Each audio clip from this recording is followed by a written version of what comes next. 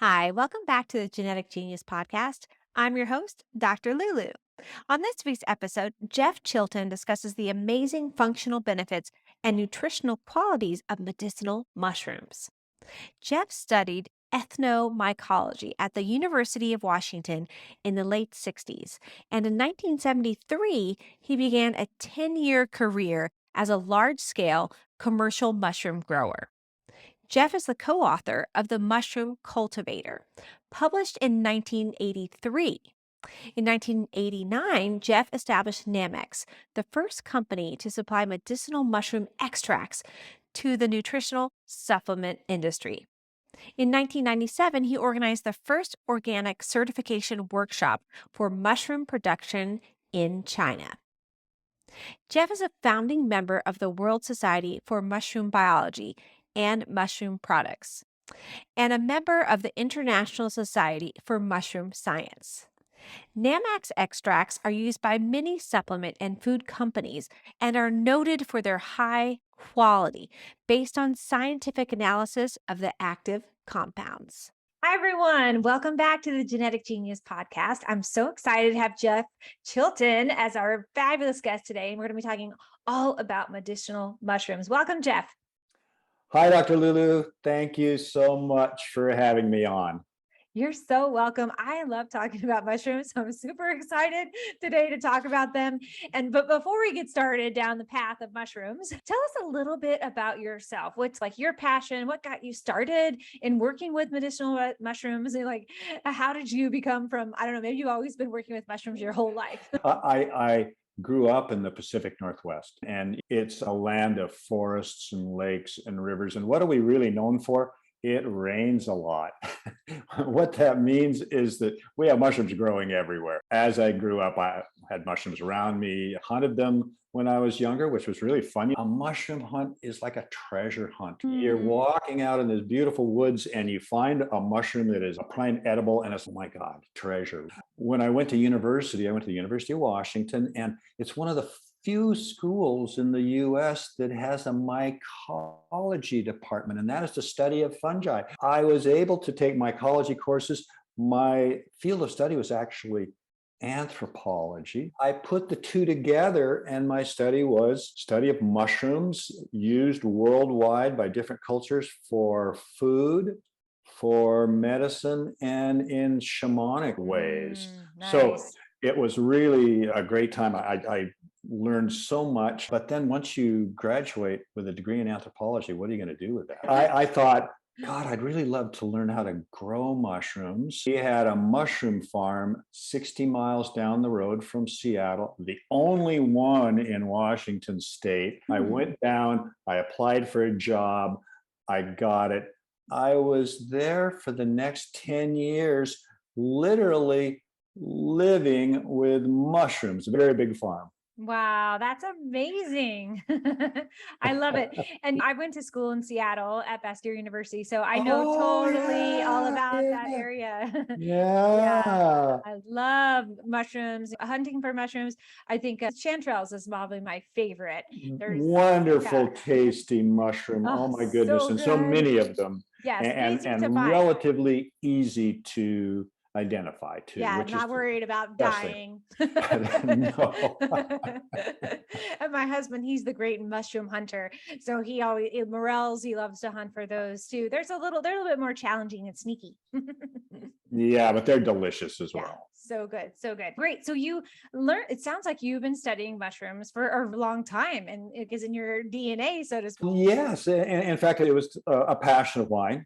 And after I left the mushroom farm, what was really great about the mushroom farm is we were growing the button mushroom, which is the agaricus mushroom, which is commonly in the supermarkets. We had a Japanese scientist there. He was growing shiitake, oyster mushroom, and enoki in our research and development department. I worked with him while he was there. We actually introduced the first shiitake into the Western Washington marketplace. And if you can imagine, I was eating fresh shiitake in the 70s. It doesn't grow wild in North America. It was amazing. So I was learning about how to grow all of these other mushrooms. And at the same time, I was studying about just more and more information about the functional properties of mushrooms and how in Asia they had utilized them for thousands of years. So my whole career shifted from growing mushrooms as food to processing them in my own business for use as medicine or functional ingredients. So that was really a major shift for me, going from the food aspect to the functional aspect. And listen, one of the things that I'm really passionate about is people need to put mushrooms into their diet. I call mushrooms the forgotten food, Totally. the missing dietary link. They are a fabulous food, and people need to understand that. And even before they want a supplement, put mushrooms into your diet. Oh, so important. I 100% agree. Not only from the food perspective, but from the medicinal quality, you can have so many benefits, which we're going to be talking about today. And I love putting them in food, especially the Asian mushrooms. Oh, so good. I traveled to Asia, been to Malaysia and to Japan, and I could just have mushrooms probably all day and it'd be totally fine. Oh, I know. When we travel to China, we're eating them every day because in China, when they're either lunch or dinner, you're getting multiple different dishes. Yeah, And there's exactly. always a mushroom dish or two. And not only that, we're at mushroom farms. And so we'll gather the fresh mushrooms.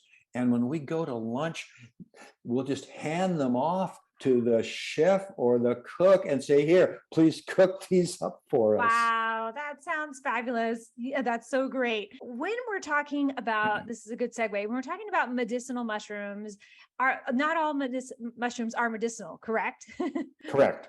Yeah. So what's the main difference when someone's thinking like, okay, if I just have a button mushroom, like you mentioned before, how do they know what's a medicinal mushroom, what's a regular mushroom, and to tell the difference when they're shopping or looking for them? Sure, sure. Before we get into that, let me just start by talking about this fungal lifestyle. What is a mushroom? Okay. Totally. We jumped way ahead. What is a mushroom anyway? As a mushroom grower, how do I grow mushrooms? They don't have seeds, Dr. Lulu. How am I going to grow these things? There's no seeds. Mushrooms have spores. Those spores in nature will drift out on the air currents. They'll land on the ground. They'll land on wood when conditions are right. Those spores will germinate into a very fine filament. When those filaments come together and fuse, they will form a network. That network is called mycelium. Now, the mycelium we normally don't see. It's like, think of it as a root structure. Right. It is underground. It's buried in the wood, which we call the substrate. And listen, its job is to break down all of the organic matter that builds up every year. Think about it. The leaves, the branches, the annual plants, all of that organic matter. Somebody's got to repurpose that. Fungi are a big part of that, as with bacteria, bugs, you name it. Repurpose it into humus for the next cycle of these plants. So they're primary decomposers. Now, when conditions are right, like in the fall in the Pacific Northwest, the temperature goes down, it starts to rain, so the humidity comes up. Mushrooms do not like dry conditions. They need it to be moist. That's right. Up comes this mushroom from this mycelial network that has amassed nutrients. Up comes the mushroom. It goes through a number of stages until the cap expands. Underneath that cap are gills. The spores are produced on those gills. Out they come. Now we have a completion of the life cycle. What is so important to understand, with a supplement, you have to know what the plant part is in that supplement. Okay, if you're buying ginseng, you want the root. If you're buying echinacea, you want the flowers. So that's very important. So with this organism that we call a mushroom, There are three plant parts. There is the mushroom itself, there is the mycelium, and there is the spore. And again, the important part about that is when you're looking for a supplement, you want to know, what am I getting here? Am I Right. actually getting a mushroom in this bottle or not? So having those plant is important to understand that. Now, on to your next question, which was Oh, yes. I was asking, but first, I love that you talked about the mycelium because mycelium is so important. It's like the magical aspect of the earth. And I'm super into gardening. I've run a medicinal garden here in Asheville. And whenever I see the mycelium, I'm like, yes, I'll do my little oh, mycelium dance, right? It's because I know that the earth is going to be so good for the plants. So, yeah, so key. yeah. Look, people who want to see it, if you're picking a mushroom, look down where you have pulled it out of the ground, and you will see this fuzzy white normally, Yeah. just like a mold. And that's the other thing too, is there is a difference between a mycelium that will produce a mushroom Mm, and a mycelium that does not produce any sort of what we would call a fruiting body. Now, the mycelium is the vegetative body, the hmm. mushroom is the fruiting body. So it is very important that we get the right one. And if you want to look for that mycelium, it's there. You just have to be aware of it and look down, and you can see it. And Yeah. it again, on the mold side of things, and a lot of people are thinking, oh God, molds. Right. Yeah, sure. Where would you see a mold? On bread. And if you catch it early, you'll see this white spread. All of a sudden, it will turn green, Mm, maybe black. right. When it does that, those are actually spores. And that's what affects people when they talk about, oh, I've got mold issues. Yeah. They're breathing in the spores. And so that's something where normally with a mushroom, that wouldn't be an issue at all, because you're Right. never going to be in a place where you're breathing all these mushroom spores. No, unless you're actually working in a mushroom house harvesting mushrooms, and then yes, that might be an issue. But otherwise, if you get this mold growing inside your home somewhere, then that's an issue that you have to deal with. And that Yeah. is just the division between what we call an imperfect fungus and a perfect fungus. The perfect fungus is the mushroom that will produce the Mm. mushroom. So it's really cool. Yeah. Oh, that's so key. I'm glad you brought that up. And mold problems for the human body are a whole nother conversation for sure.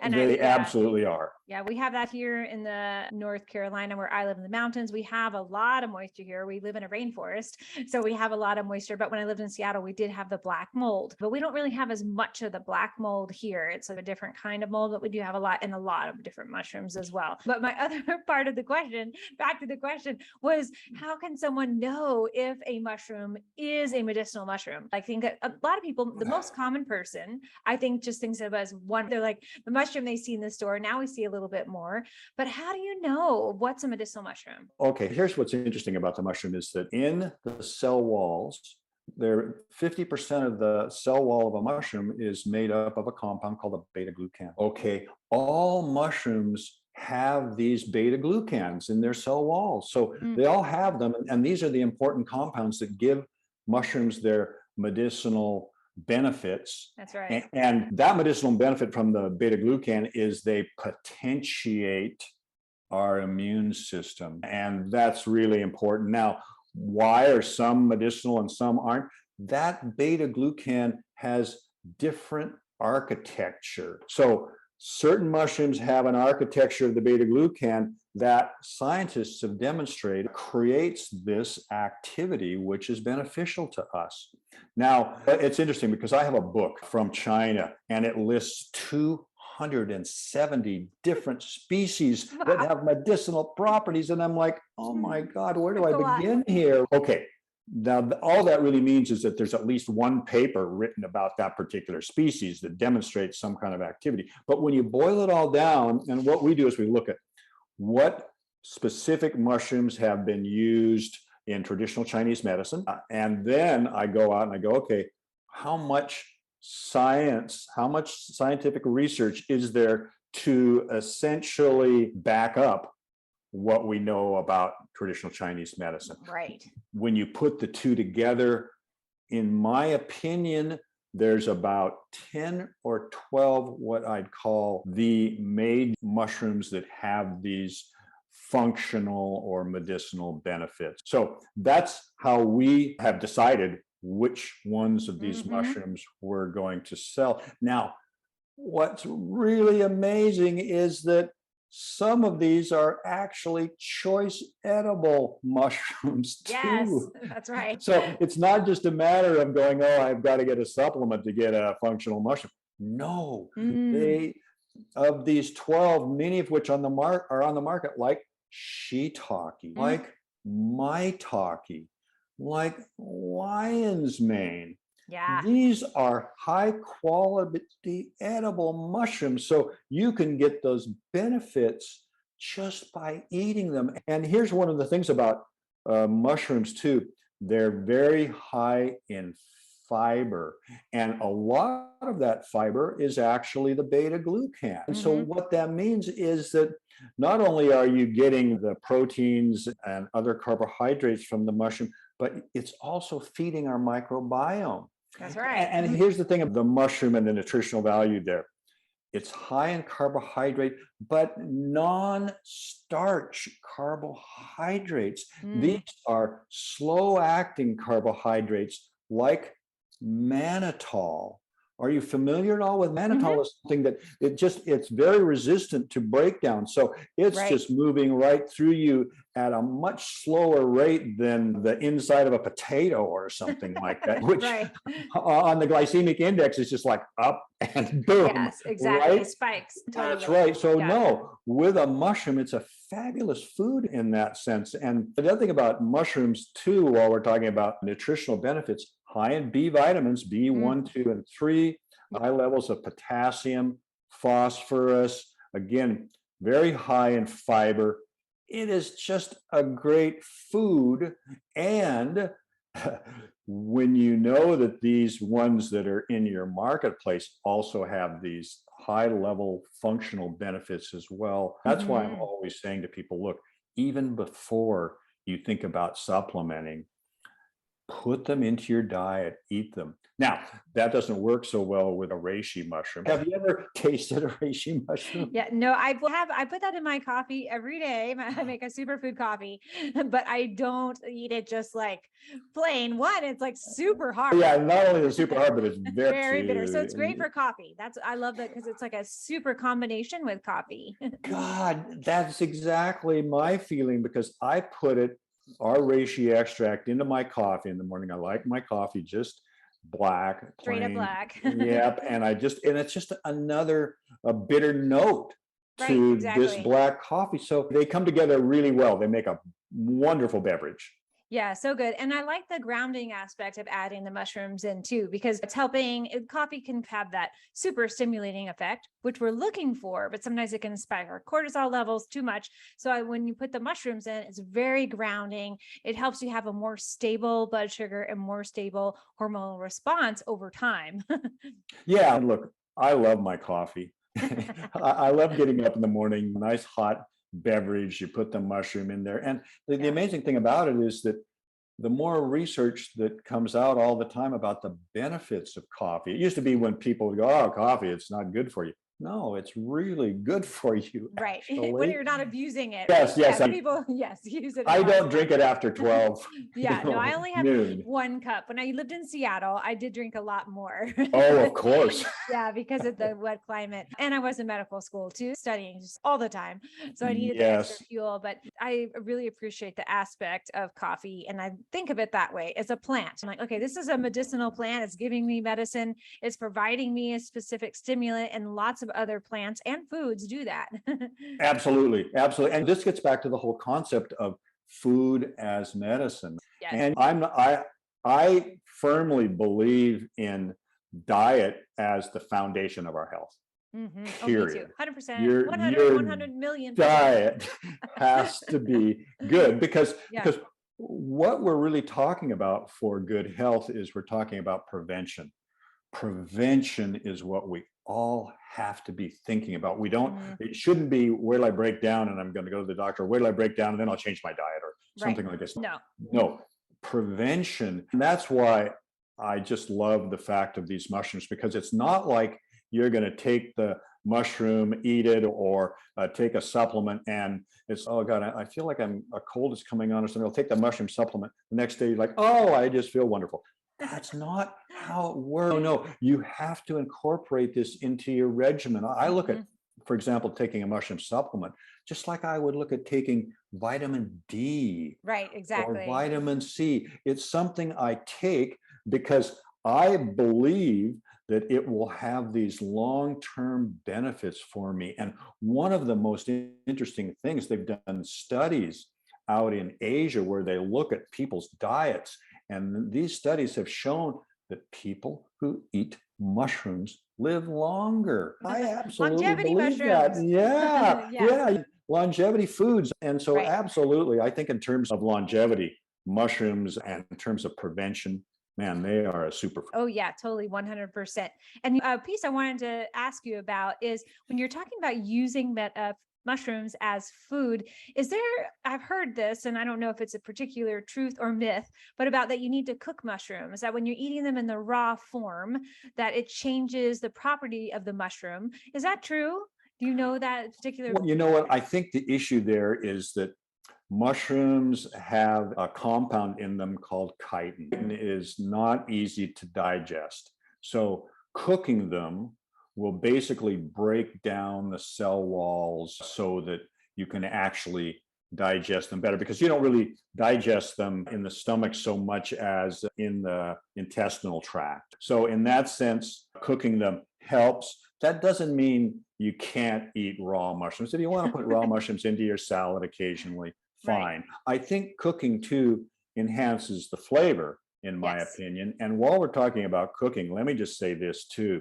A lot of people are like, oh, mushrooms, they're slimy, they're this or that. And I'm like, you're not cooking them properly. You Right. have to cook them. If you're going to fry them, they have to be cooked on a high heat, because Yes. if the heat's too low, all of the water comes right out of them. Now Right. they're a soggy mess, and your child is going to say, "Ah, those slimy mushrooms! Right. I Slimy don't ever mushrooms.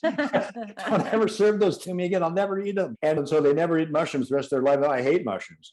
No, they haven't been cooked properly. So, Mm, so that's another key to it. If you cook them on a high heat, the moisture stays in the mushroom. I like to brown them up. yeah. I like to cook them a little longer than maybe most people would. And look, they will shrink. You thought you That's had a right. big pile of them in Right, your a big pan. brown that ends up to be a tablespoon.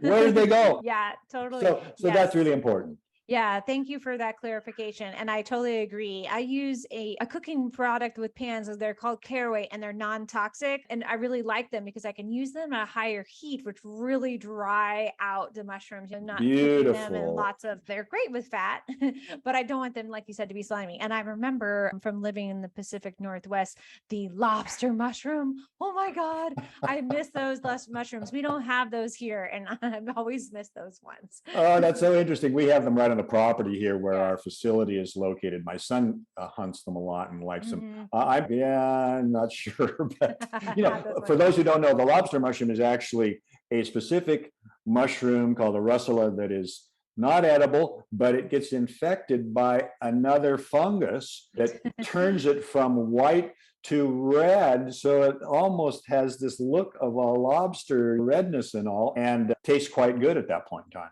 Yeah, so tasty. So when we're talking about looking or finding mushrooms, what's the importance of the source when you're looking for something, whether you're purchasing or maybe you're harvesting or going to a farm? What's the importance of where it comes from? If it's organic, you need to know the supplier, like those specifics. Like it's the same kind of aspect. When I'm sourcing medicinal plants, I always want to know where it's coming from, how it gets. I try to buy everything as local as I can, but not all plants are grown here in the United States. True. And so how about with mushrooms? What's that piece look like? What's really interesting is, number one, I'm from mushroom growing. I know what mushroom cultivation is all about. I can take my fresh mushrooms to the market and maybe I can get $5 a pound for my shiitake. Okay, supplements are dried powders. So now that fresh mushroom that I was getting $5 for, I've got to get $50 for now. Right, because it shrinks. Yes, indeed. That's like now it's dry and Yeah. 90% water. So basically, you cannot grow mushrooms in North America to put into the supplement market.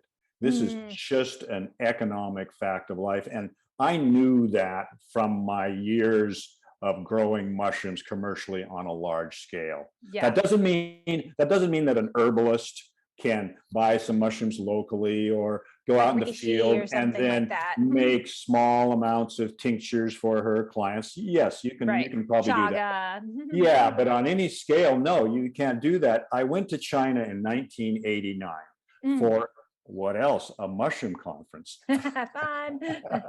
And the amazing thing about it in China is they have probably 10 different mushroom research stations. They have so many mushroom scientists. In the United States, there's one research station for mushrooms at Penn State University. That's it. In That's China, it. they have at least 10 of these things. They're having conferences all the time. They have an army, tens of thousands of small growers. So I basically took a partner over there. We organized different growers. So we grow all of our mushrooms in China. We process them. A lot of people say, nah, China, sorry, I'm not going to eat anything that comes from China. Look, as you said earlier, there's lots of things that we can't grow here, Right. especially lots of herbs and things like that. Yeah. In 1997, and this is part of what you were asking too, is all of our products are certified organic. I totally believe in that. My company's been certified organic since 1992. In Wow. 1997, I took OCIA, one of the largest certifiers in the United States, to China with me. We had the very first organic workshop for mushrooms in China, 1997. All of our mushrooms are certified organic by high quality European certifiers. And Mhm. for us, one of the things that we do with all of our products is test. Right. You have to test for heavy metals. Yep. You test for pesticides. We do all of that before anything leaves China, and then once it arrives into our warehouse in North America, we test again. Look, we can't sell our products if they don't meet the specifications, if they don't come up to the standards that are necessary. So everything we grow, and the beauty of it is they're grown by small farmers, grown under very natural conditions. The farmer in China is amazing. The mushrooms are part of a cropping cycle where they may be growing rice. They harvest the rice in September. The next thing, they've brought out their mushroom logs and put them in the rice fields. And now they're growing shiitake mushrooms in that same space. So over here at the mushroom farm that I'm working at back in the 70s, everything is being grown in a huge warehouse. Have you ever been to a mushroom farm? No, I've never been to a mushroom farm. It's on my list. I have got to go now for sure. Yeah, I've never Well, been one. I should look and see. I don't think we have one in Asheville. I know that there's a lot of mushroom foragers, but I don't think we have a mushroom farm. yeah, you might have some shiitake farms. But in terms of general mushroom growing in North America, it's all indoors. It's all climate controlled. Oh, And yeah. part of that is that they want these mushrooms to be growing all the time, all year round. They can Right. do that in an enclosed space. When we grow them in China, we grow them according to the conditions that are there naturally. So So we much better get for the mushroom. yeah, and we get this one crop, and we have to make sure we have enough farmers to actually produce the amount of mushrooms that we need. If you can imagine, we last year harvested 80 tons of dried mushrooms. Wow. 80 That's a ton. tons. Mushrooms. Yeah, that's 800,000 kilos of fresh mushrooms. Wow. It is a lot of mushrooms. So we have to organize that. They get these things in season, they harvest them, they dry them, they go to the facility where we will extract them, because essentially we want to process that dried mushroom by breaking down the cell walls, putting it through an extraction process, making it so that it's much more bioavailable. Some of our extracts are more concentrated, like maybe an 8-to-1 concentration, but it's not just a straight mushroom powder. If you want a mushroom powder, just go buy some dried mushrooms or fresh mushrooms and just eat them. So when we go to supplements, we want some a little more concentrated, more bioavailable, and something. One of the things we do is we measure the beta glucans, and every single batch. And in terms of getting back to your original question, we're circling around a little bit, which was, what are we supposed to look for? Look, what they have done in North America is that businesses will grow the mycelium. Now, look, I love mycelium as much as anything else. They're what produced the mushroom. The mycelium is really cool, and pure mycelium, if you grow pure mycelium, it has benefits. But what happens is, in the United States, they will grow the mycelium on sterilized grain. Oh. Okay, so they will, because look, when you're growing mycelium, and sterilized grain with mycelium on is what we call mushroom spawn, which is seed to grow mushrooms. But what companies are doing now is they'll grow out that mycelium on the grain. They'll grow it out for 30 to 45 days. Then they will basically dump it all out on screens. They will dry it. They will grind it to a powder, grain and all. Whoa, that's not good for people that are allergic to grain. Yes, they're buying a mushroom product, and that's what they're getting, because what happens is they end up selling this product as mushroom. And you got filler mixed in there. It's mostly starch from the grain with small amounts of mycelium in it, and yet they will call it mushroom. If you look at the label on the product, it will say reishi mushroom, shiitake mushroom. You turn it over. If you're lucky, it might say mycelium. If you're even luckier in the other ingredients, it might even say oats or rice, myceliated oats. So this is something you really have to be careful of. And the first clue is, does it say grown in the United States? It's not mushroom, period. It's not mushroom. They'll say, oh, yes, it is. It's got some mushroom in there, and they don't like to talk about the grain there. But what it actually is, are you familiar with the product called tempeh? Yes. Tempeh, a wonderful food product. Do you know how they make tempeh?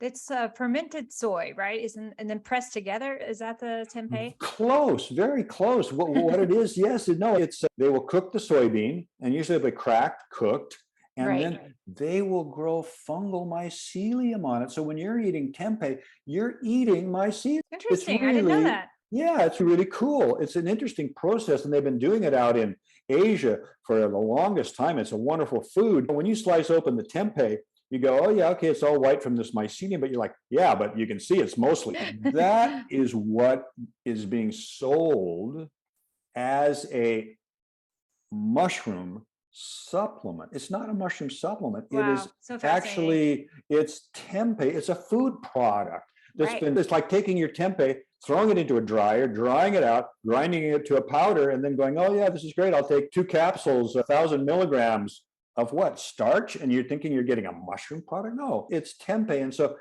you have to be very careful. Look at the supplements facts panel with all of our particular mushroom products. And when we sell our raw materials to other companies, we guarantee beta glucans. When we test those products, rather than what a normal functional mushroom will have, which is 25 to 60% beta glucan, next to no alpha glucan, which are the starches, these products will be just the opposite. They will be 30 to 60% alpha, which is the starches, and somewhere around 5% beta glucan. Only 5%. Wow, that's a huge difference.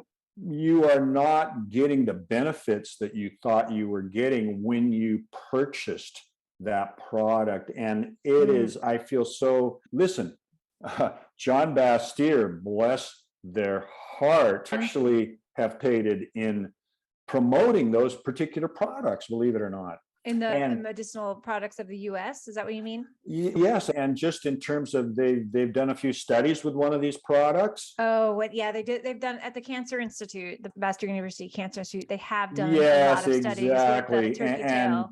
Yes, and you know what? That turkey tail was just this myceliated grain, and it was like that study was actually had 9 women. They gave them. It was a phase 1 study that was basically gave 3 of them 3 grams, 3 of them 6 grams, 3 of them 9 grams. And at the end of the study said, oh yeah, okay, they tolerated this. well, God, I should hope so. It's nothing but rice powder. Tolerated it. Yes, And hopefully it yet, did more benefit than tolerated yeah, it. and then okay, a few cytokines moved, and Right. then next thing you know, this product is being touted for people with breast cancer because that was what they were studying That it. was a study. Yeah. And so a lot of naturopaths, because of that study, started telling people to get this product. And I'm just thinking, good God, Right. no, Yeah, this is not a full so product. So wrong. interesting. Yeah, I didn't So know that. It's wrong. such valuable Yes. information to know. And I usually try to, or when I use mushrooms with patients, I usually do a straight up formula, like whether I'm doing, and I know the source. And here in North Carolina, some of that comes from Wildcrafted. A lot of the herbalists here, Wildcraft, and then I can get that myself from them. And so, what about if you're going to grow your own mushroom? Say you wanted to grow your own shiitake on a log. Are there specifics you need to be about, like where you're going to purchase the log, how you're going to use it? Are there particulars around that? Or you can just be like, okay, it's just like growing sprouts. You know what? Growing mushrooms is easy and it's difficult. The easy part is what you can do. You can buy a bag of what we call spawn, which again is the mycelium on some sort of carrier. Okay. Back where you are, there are lots of shiitake growers back in your area and that whole, and have been growing shiitake since maybe the early 90s or something. And what they do is they will, and this is traditional, they will cut oak logs and anywhere from 4 to 6 inches in diameter. Yeah. And then what happens is that you will drill holes in this oak In the log. log, right. So lines, let's say 3 lines, 6 inches apart and all spaced and everything. And then you'll insert this live mycelium, the spawn, into those holes with a plug. Yep. And sometimes you can get that spawn actually on a little dowel that you can just shoot right in. Yeah. Other times it might be sawdust and you'll have to take the sawdust and punch it in. And then you cover it with a little bit of sealing wax or sealing compound that they use for any kind of wounds in a tree. And in this type of cultivation now, with a log, it takes longer. So you're looking at 12 to 18 months before that log. Really? Yes. We had a log and nothing ever happened to it. We just Maybe you threw it away too quickly. No, but I know. We just composted it in our yard. We had it for 3 months and nothing happened. An actual wood log, or was it a? Yeah, it was a wood log. Yeah, and the spores were already active, supposedly in it. And then we did the whole process. We soaked it in a tub, all the pieces. We followed the directions, but nothing happened. And you know what? Sometimes maybe that mycelium didn't colonize well enough into that log. But generally speaking, after the, let's say, 18 months of incubation, then you can soak it. Let's say you soak it in the early spring, or maybe you soak it in the fall, you soak it for 24, 48 hours. And then with those spring or fall conditions where it's moist outside, you set the log up and the mushroom should start growing out of it. Now, there's other ways you can do it too. You can take these small little Prusa bags with these mushrooms on sawdust. Yeah. And you can put them in some kind of a humidity tent is the best, because you know what, if you set that kit, let's say, and you open it up and you set it out in your front room and say, okay, great, we're going to grow mushrooms. Yeah, it'll start to come out and then they'll feel the dry air and just go, oh, nope, not coming out. It's too dry for me here. Not here. We don't have that problem. That's right. Oh, yeah, okay. As long as it's got the proper temperature, which for most mushrooms is right around 60 Fahrenheit. And as long as it's got high enough humidity, which is anywhere from 70 to 100% relative humidity, you should see some mushrooms coming off of that. Don't put it in direct sunlight. Right. No. And what's interesting, Dr. Lulu, is that mushrooms, a lot of people think, oh yeah, mushrooms don't need light. They do need light. Mushrooms need light to grow properly. The button mushroom, which is really interesting, doesn't need any light to grow. It's just like, why do you not need any light when all the mushroom species? So yeah, a mushroom does need light to grow, just standard ambient light, but don't put it in direct sunlight because direct sunlight will dry it out. Yeah, it'll be a crispy mushroom for That's sure. right. Yes, If it yes. grows at all, yeah, it will Right. be Yeah. Right. crispy. Okay. Great. That's wonderful. I can't wait to try it again because I think I will have much better success now that I know a little bit about Yeah, and look, those kits are not cheap. Those are the most expensive mushrooms you will ever buy. They're it. fun. Yeah. They Yeah. are It was a fun. gift. So yes. Yes, yes. Yeah. And if you just bought the bag of spawn, which would be the same price as the kit, you could basically inoculate 12, 15, 20 logs with that. And Mm. that's how far that spawn would go. And then you'd have a Oh, much yeah. greater chance of getting some mushrooms from it. Okay, I'm going to try that next. I'm going to start my own mushroom factory in my backyard, which would be very easy. I have mushrooms growing in all parts of my yard already. Yeah. Everything except the lobster. Yes, everything except lobster. So, what are your like top three favorite mushrooms? Like, if you were going to be stranded on a desert island, and the only thing you could have was three mushrooms, what would you pick? Number one, I consider the top medicinal mushroom is reishi. Why is it reishi? Well, reishi has one of the highest levels of beta glucans, and it also has these bitter compounds called triterpenoids. Now, the beta glucans are going to give you the immunological potentiation. The triterpenoids are very good for your liver and circulatory system. Reishi is also considered a mushroom that has calming effects as well. So in China, they've used it for insomnia at times. Yes. Reishi is my number. People have to understand it is bitter.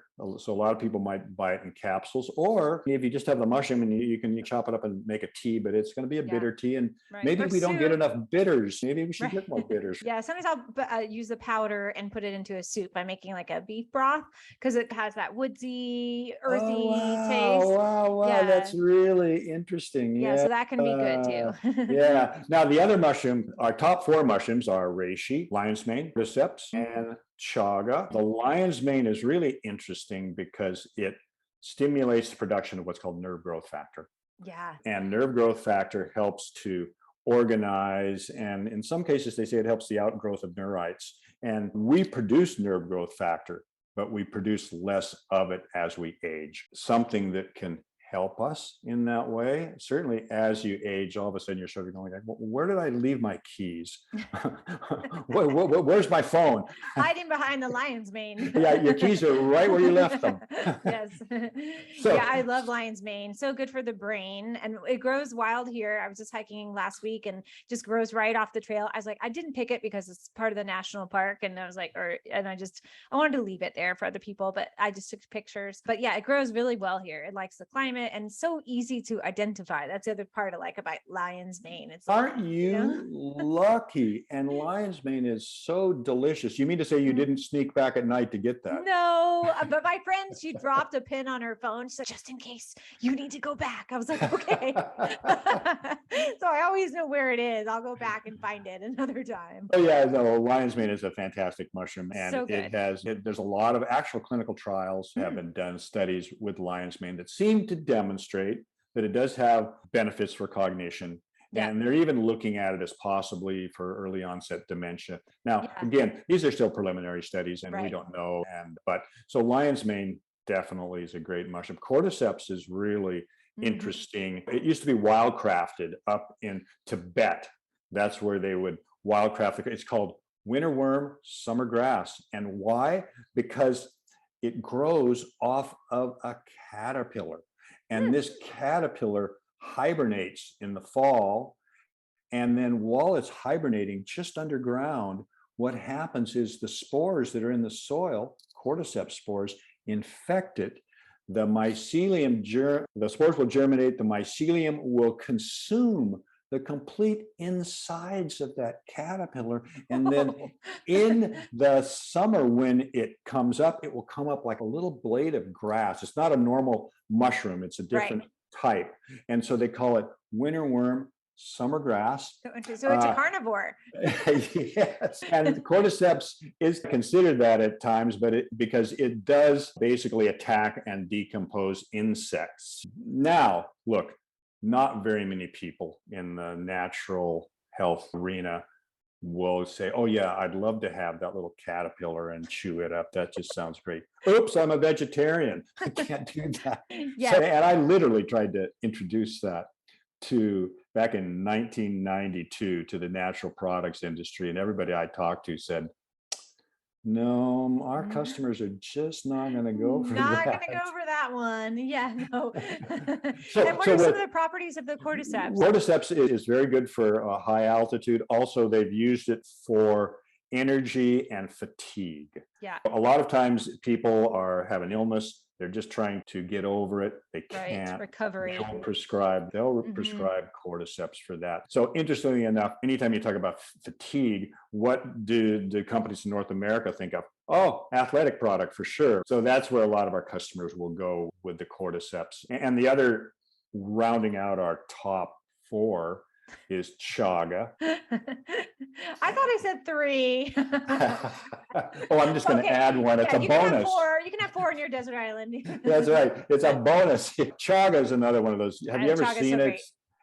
Have you ever handled a chaga and had it? I have. It's so cool. It reminds me of a helmet in a weird kind of way. Like it's like this big, like chunky, like you're That's like, what is pretty it? gnarly helmet, I Yeah, must right. say. Yes. For those people who haven't seen a chaga is not a mushroom. I mean, literally, it's not a mushroom. And Right. chaga is not even mycelium. What chaga is this tree, and normally it's a birch tree, has been attacked by a fungus called Inonotus obliquus. And it's a parasite. It attacks this birch tree. It gets inside the tree. The mycelium is cruising up, it's cruising down. And as it's moving upwards, the tree will react by pushing it outwards. And where it pushes it outwards, there will be a formation of a black, gnarly looking growth. And Right. in plant pathology, that would be called a canker. So it's a sterile conch that's a canker disease, but it has been used traditionally for things like stomach issues. And that's what I kindly tell people. I say, look, if you want to utilize this, think about, do you have a irritable bowel syndrome? Do you have Crohn's disease? Something, try chaga. That was a traditional use of it. It was also a folk remedy for cancer in Eastern Europe and Russia Right. and Immune places like boosting. that. But again, we call it a mushroom because it's in the fungal kingdom. The It's large not a true kingdom. mushroom. Yes. And it's even been looked at very closely under a microscope, and there's only about 10% of it that's mycelium. So it's not a lot of fungal matter in there, but that outer shell is melanin, and the inner area is a lot of kind of decomposed woody tissue. Yeah, it's so interesting. Yeah, and that's got that cinnamon inside and the Yeah. dark. So pretty. And it's almost, has this thing been in a fire or what's going on Right. with it, Yeah. right? Yeah. So it's all roasted, like a roasted piece of the tree. Yeah. Exactly. Yeah. We have that here too in Asheville or in the mountains, Blue Ridge Mountains, because we have a lot of birch trees. So we have chaga. Oh, okay, yeah. And you know, some people say the chaga is threatened. The fact of the matter is that the birch forests in the world are vast. Where it's threatened is probably in your neighborhood where people are walking and close to a road, where anything close to a road, somebody sees it, boom, they're going to get it. But can you imagine walking through the woods, maybe with a ladder and trying to harvest chaga, and then Right. once you do, then you got a sack of them and you got a ladder under one shoulder. No, that's not for me. No, Not even no. reishi. It's hard to. It grows really high here too. I don't harvest those. Oh, really? Okay, Yeah. I mean, I'm yeah. short. I'm only 5 feet high. I usually can't reach mushrooms on trees. Yeah, no, that's right. And the interesting thing about these, what we would call functional mushrooms, is that the majority are wood decomposers. So what that means is that a lot of the precursor compounds that produce the triterpenes, that produce the compounds in the chaga, need to come from that wood. Right. So it's really fascinating that all of these ones that we consider to be the primary medicinal species are wood decomposers. I'm like, God, that's really what's going on here. There is something in the nutrients in that woody tissue, besides the fact that, look, mushrooms, fungi decompose cellulose, and some of them will even decompose lignin, which is very rare for any organism to get to the heartwood of a tree and decompose that, but there are some fungi that actually can do that. They're so fascinating. I just love it. I'm sure we could talk for a really Oh, long time, Jeff, but I want to be aware of our time today. So let's finalize some things up and wrap things up together. If you could tell us how people can find you and where they can go to learn more about your company, for the Nammex, the education they can find from there, and then I'll have one more fun little question we can talk about. okay. If you come to our website at nammex.com, Namex.com, we have a menu there that's just basically says educational. And we have one of the really cool things we have is we have slideshows which show you how our mushrooms are grown. It's Yay! really cool. Also, we have a really nice little slideshow about how we do our extractions. Lots of really good info there. The same with our other site, which is the retail site, realmushrooms.com. It also has a tremendous amount of educational articles there, probably more than Nammex, really interesting articles, really in depth. So please come. You can learn a lot more about mushrooms in general and these functional mushrooms in particular. That's great. And for all of the listeners today, if you go to realmushrooms.com, you can get 25% off your first order, which is amazing. Thank you for that gift to the audience. That's really great. And they can start learning about some of those ones that we talked about today and using them. I can't wait to hear about how they're using them in their daily life, because I think mushrooms are so fun and I Yeah, just love using them in my practice and my patients too. nice. Yeah. Okay. So one last question. What would you do if you had an unlimited budget to make the biggest impact on the planet? Wow, that's really interesting. I think, first of all, my big theme in general is stop consuming so much. Mm, We are consuming way over our head. So I would just say, if any, try to create a smaller footprint. Get out of your car.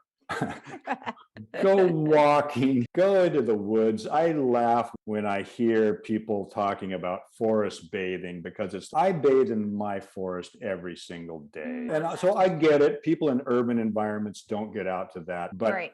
get out into nature, reconnect. There's too many people in urban centers living in the concrete jungle. And Mm. it's just, no, I would just love to see people get outside of their urban environments. Leave your phone behind, for God's sakes. Turn it off. Exactly.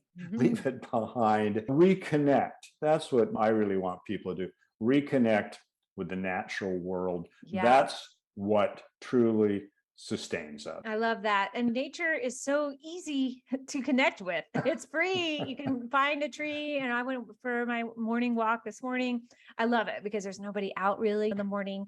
And we have so many trees. And I always like, what animal I'm going to see today? That's always my little task. Yeah, yeah, that's so interesting, because right here on this 5 acres that I'm on, an hour ago, we were watching 3 young male deer out in the Mm. yard. The 2 youngsters were playing, and they had a little horn set, and they were butting heads, and they were playing with their horns. And the other one was more mature, and it would occasionally get in. Okay, I'm going to teach you a few things. And there they were. And it was just wonderful to see. And then as we drove out for lunch a little bit later, there were 2 female, small, maybe yearlings or something. And I think they're all here for the apples, actually. Oh, yes, it's apple season here too. Yes. Yeah, we have bears here. I usually see a bear about once a week, but Yeah, yeah. I haven't seen one so far yet this week. Just a turkey and rabbit and a raccoon Oh, and an eastern wow. screech owl. I would love to see a wild turkey. Oh, Love they're so turkeys. cool. Yeah, we have them all over. They are so cool. And yeah, we do have bears. And all I can say is be sure to pick your apples before they're totally mature, because I've had a bear come through here and literally strip the orchard overnight.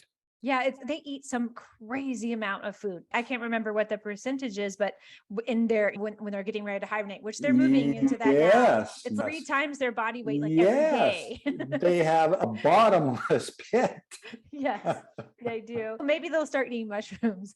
Yes, please stay with the mushrooms, not Yeah. my apples. Thanks again, Jeff, for joining us today. I loved our conversation about medicinal mushrooms, and I can't wait probably to have you back as a guest again. We have so much to talk about. Lulu, thank you so much for having me on. It has been a very enjoyable conversation.